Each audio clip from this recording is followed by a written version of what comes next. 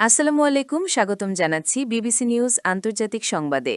শুরুতেই সংবাদ শিরোনাম, এরপর বিস্তারিত।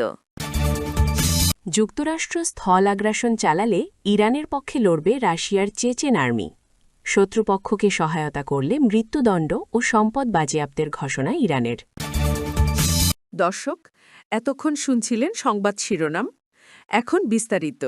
আপনি যদি ইসরায়েলের ধ্বংস চান এবং মুসলিমদের পাশে থাকেন, তাহলে ভিডিওতে লাইক করে চ্যানেলটি অবশ্যই সাবস্ক্রাইব করে দিবেন এবং আপনার মূল্যবান মতামত অবশ্যই কমেন্টে লিখে জানিয়ে দিবেন।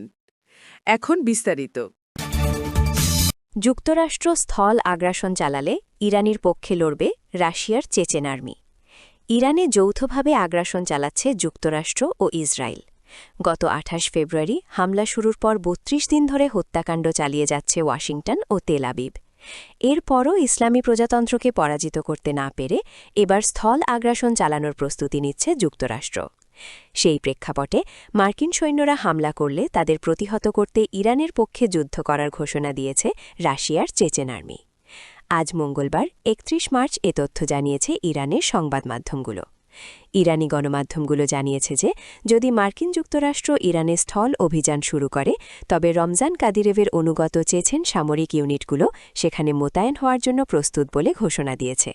এটি ইতোমধ্যে অস্থিতিশীল থাকা এই সংঘাত আরও ছড়িয়ে পড়ার ইঙ্গিত দিচ্ছে। শত্রুপক্ষকে সহায়তা করলে মৃত্যুদণ্ড ও সম্পদ বাজেয়াপ্তের ঘোষণা ইরানের।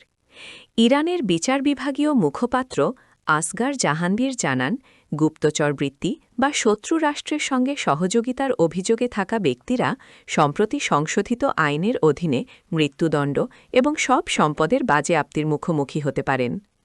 মুখপাত্র আরও বলেন, শত্রুদের লক্ষ্য নির্ধারণে সাহায্য করতে পারে এমন কোনো ছবি বা ভিডিও শেয়ার করাও গোয়েন্দা সহযোগিতার আওতায় পড়তে পারে।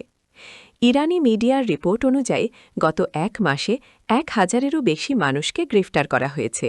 তাদের বিরুদ্ধে অভিযোগ সংবেদনশীল স্থানের ভিডিও বা ছবি তোলা, অনলাইনে সরকার বিরোধী বিষয়বস্তু শেয়ার করা বা শত্রুপক্ষের সহযোগিতা করা।